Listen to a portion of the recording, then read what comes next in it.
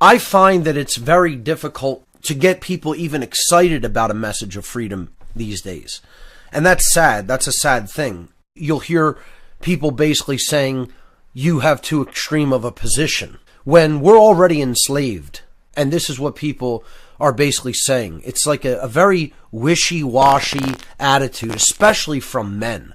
I mean, again, in no way am I trying to make any kind of a sexist statement regarding this, but it's a statement that I would expect more from a female member of society.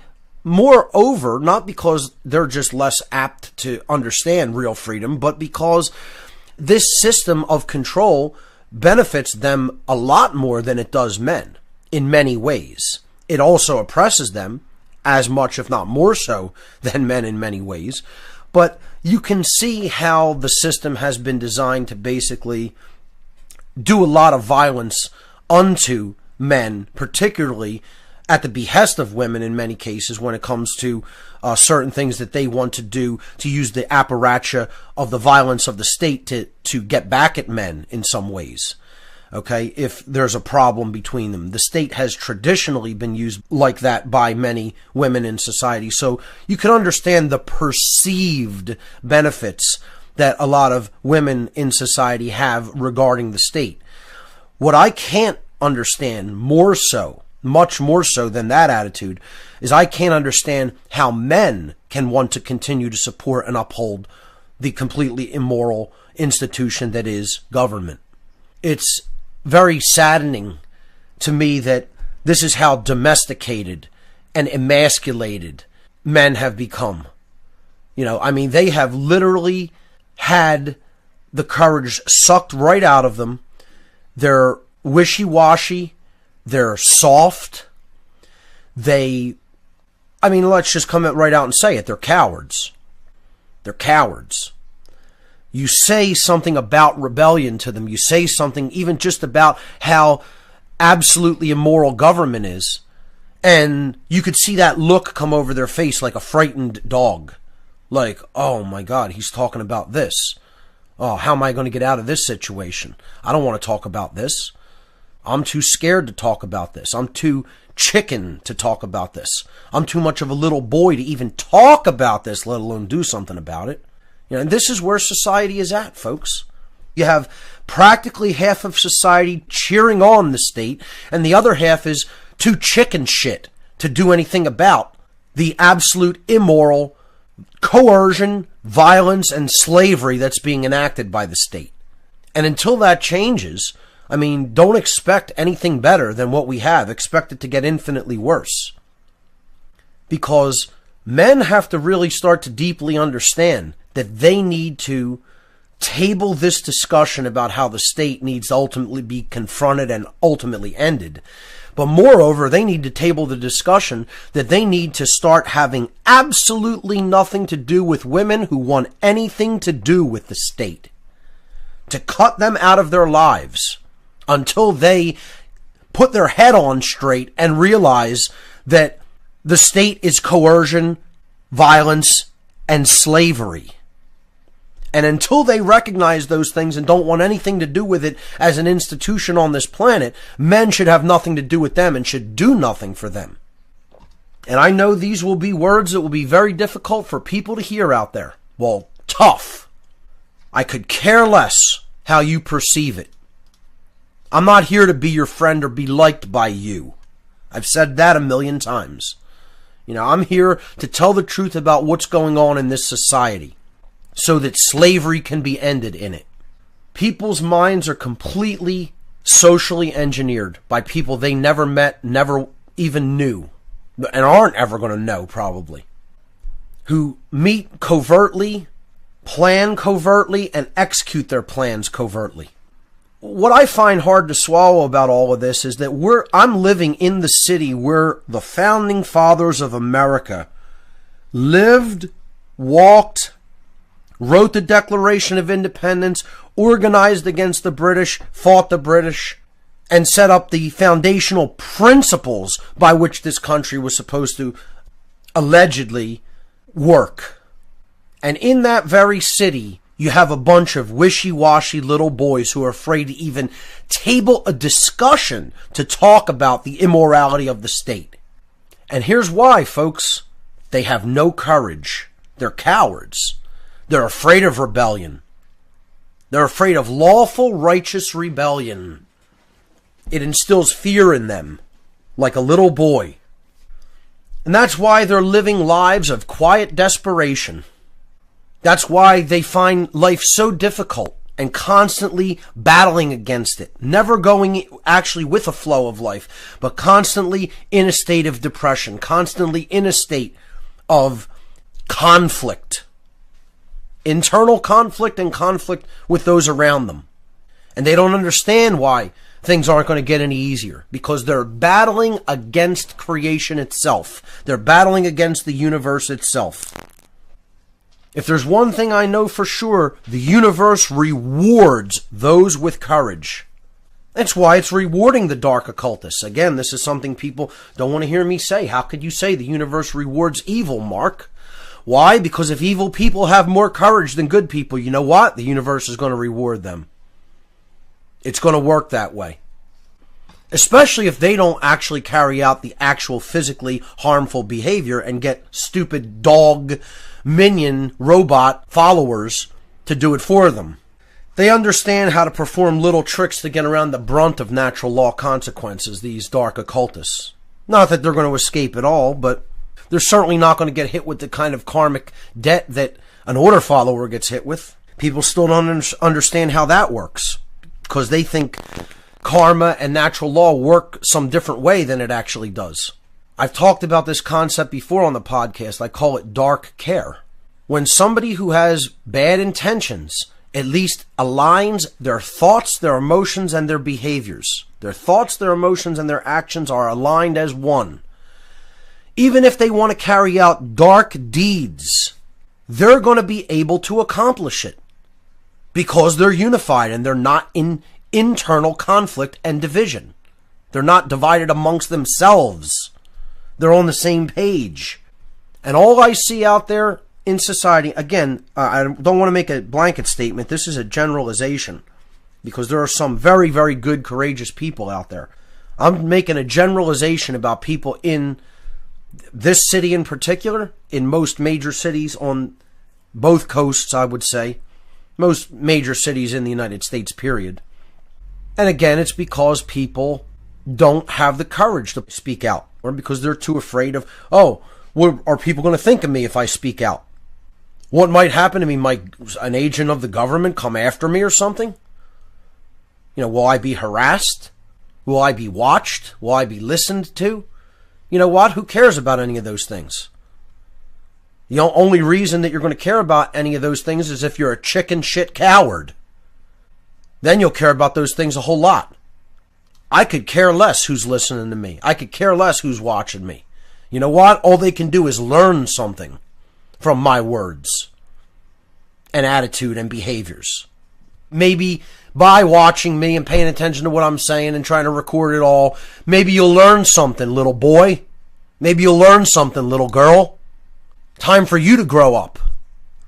You think I'm worried about who's listening to me, who's tracking my activities, who's tracking what I'm saying?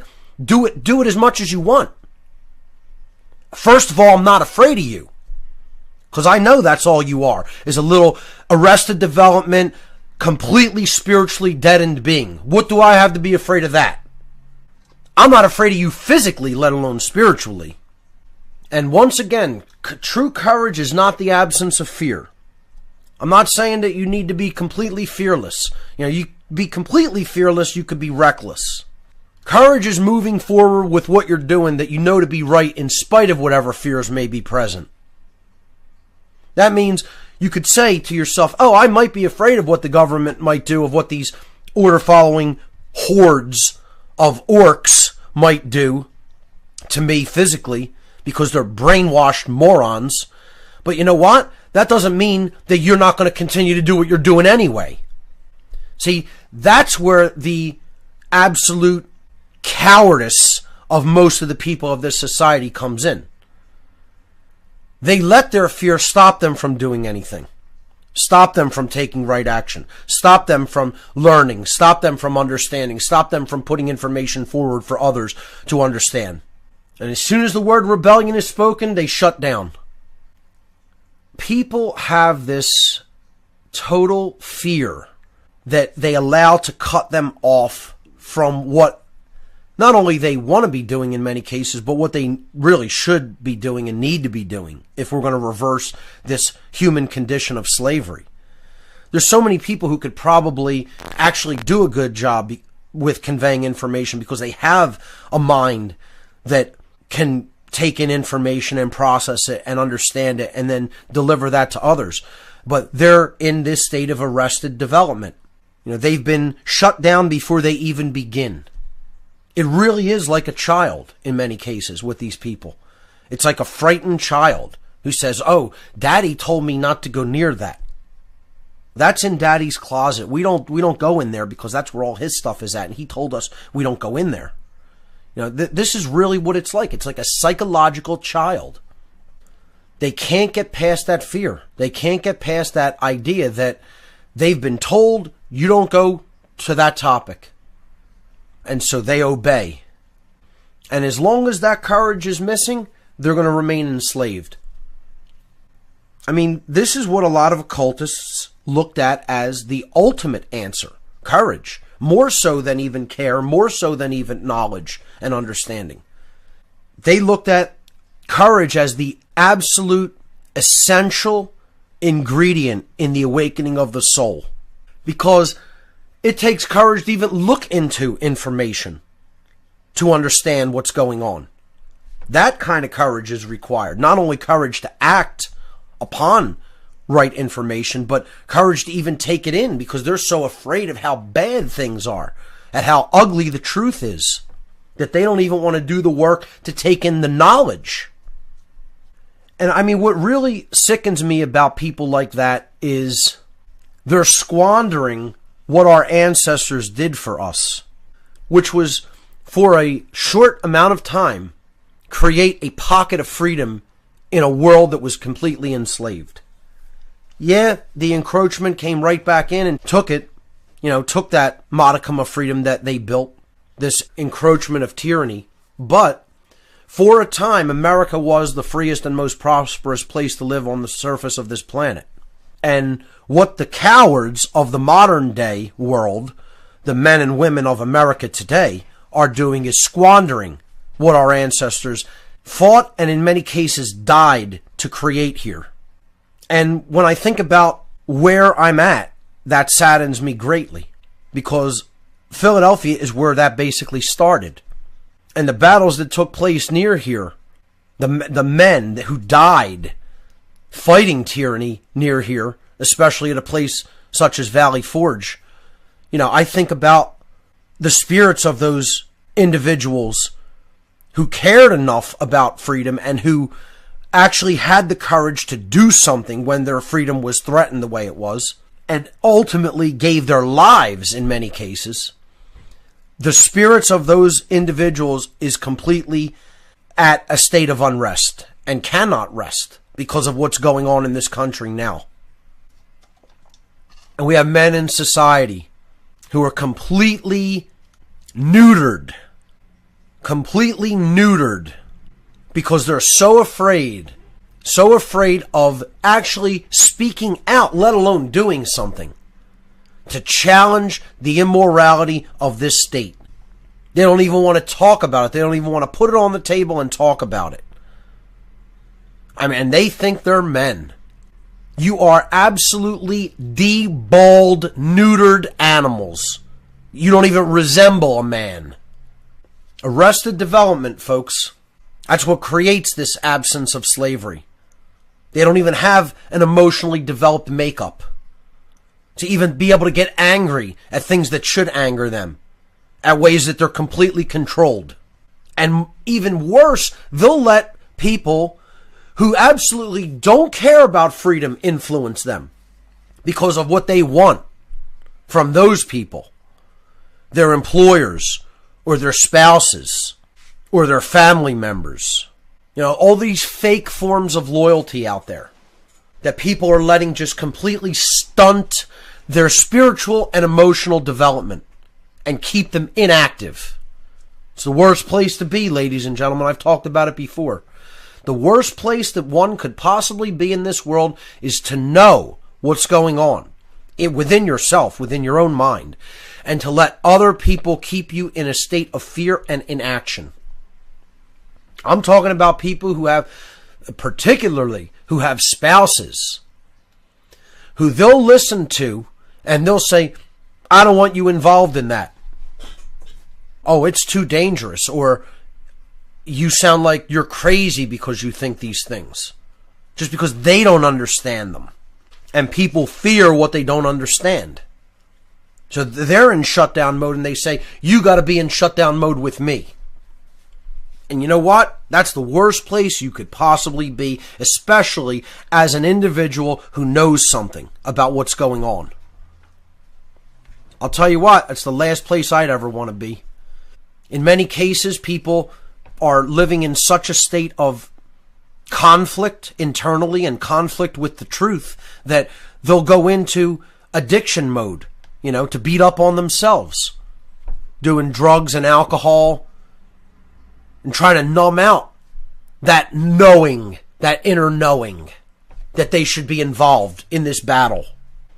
Part of getting that whole attitude out of your whole makeup is to develop real courage and start getting on the side of truth and start getting on the side of right action, to do what you need to be doing in society, to start doing the great work. And you'll see how the universe will come to your aid and your life will actually improve. People think, why is my life so difficult? Why am I encountering so much resistance, etc.? Well, part of it is because you don't care about truth. Part of it is because you don't care about freedom. And you're not actively doing something to try to advance those things in the world. People love their creature comforts. And I understand women's love of creature comforts. What really aggravates me is how much men have become attached to creature comforts and how much they love, quote unquote, love life. Whenever I hear people say, I love life, it's like, I don't know how you could love this state of existence the way that it is. You love life the way it is. There's something seriously, seriously broken inside of you. I mean, you're way, way more screwed up than I even imagined. Life in the form that we're living it today shouldn't be loved, folks. I mean, don't get me wrong. I'm not knocking the whole idea of life. Of course, life is a brilliant gift, a wonderful gift. But I'm saying if you love the way things are now, there's something really wrong with you. And this is the problem. People are so attached to their comforts, the way that they do things now, the way that they have something set up. You'll hear people say, I don't want to speak out about that, or I don't want to talk about any of that because I don't want to lose what I have. You don't want to lose what you have. What do you think you have? The things you think you even have don't even belong to you. Your body is claimed by somebody else, let alone your physical objects, like your house or your car. I mean, it's a joke. And this is how selfish and satanic this society is. This idea that I'm comfortable. I'm in a comfortable job. I'm in a comfortable house. I'm in a comfortable relationship. These are all false notions of comfort anyway. If you're in a relationship where the other person really doesn't care about freedom, you're not in any real relationship. You're just attached. That's all. You just don't want to be by yourself because you're trying to fulfill some need to be with somebody else when that's not any kind of genuine situation. But you're in a job and you're happy that you make a certain amount of money so you can live a certain lifestyle, and really all you're doing is prostituting yourself. How many people are actually doing something they genuinely want to be doing? Very, very, very few. Because all they want is the paycheck. And they'll prostitute themselves out for it. Again, it all comes down to absence of courage. I'm too cowardly to stand up to my boss. I'm too cowardly to quit my job and do something I really want to do. I'm too cowardly to stand up to my so-called spouse because they're saying that what I'm talking about doesn't have any validity or is quote unquote crazy. I mean, imagine people allowing other people's perceptions to color what they're doing because they don't have the courage to stand up for themselves and do what they want to do or what they know they should be doing. And ultimately it comes down to we love our comfort and our lives, quote unquote, more than we love freedom, more than we love truth and freedom. And that's a false form of love. That has nothing to do with agape, with true love, with love as a higher form of awareness and consciousness that allows consciousness to expand and unfold and evolve. And again, it's part of the whole social engineering, the war on men, the war on the sacred masculine aspect of self-defense, the war on self-defense in general, keeping people sedate, trying to keep them as calm as possible so that they can be led to slaughter without resistance. There's a war on testosterone, folks. This is another thing I'm going to talk about at Free Your Mind 4. That's the chemical of rebellion, and they want that eliminated from society as much as possible. The chemical assault that people are under to arrest their development and destroy testosterone in society, which is not only essential for a man's development and the spirit of rebellion to be present in a man, but it's also necessary for women to have testosterone in their bodies to have hormonal balance, healthy sexual attitudes and energy, and for them to have an amount of rebellion within them, not to just be enslaved and ruled. So it's an essential compound for both men and women. And that's why there's a war on it. That's why there's so many over estrogenizing chemicals, estrogen mimickers, that take this compound out of the human physiology. I personally know an individual, a man, who's a friend of mine, who had such a problem with testosterone, I won't mention any names, but had such a problem with testosterone that his doctor told him, for all intents and purposes, you have the hormonal balance of a woman. Your body is mimicking the hormonal aspects of a woman because your testosterone levels are so low, they're almost non-existent for what they should be as a man. And this individual had to have testosterone injections. I'm not even sure he might even still be taking them.